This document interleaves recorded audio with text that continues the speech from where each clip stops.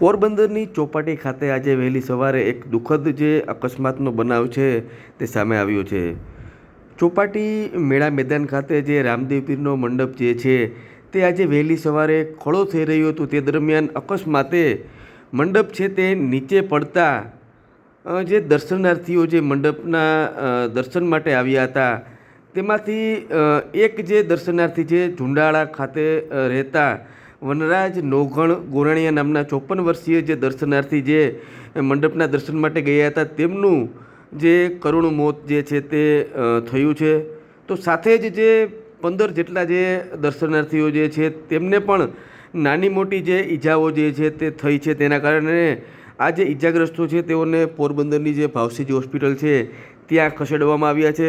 મહત્ત્વની વાત છે કે આ બનાવને લઈને જે ચોપાટી મંડપ જે સ્થળ છે ત્યાં પણ જે બંદોબસ્ત છે તે પણ પોલીસે ગોઠવ્યો છે ને આ ઘટનાની જાણ થતાં જ જે ઈજાગ્રસ્તોના પરિવારજનો છે તે પણ હોસ્પિટલ ખાતે દોડી ગયા હતા.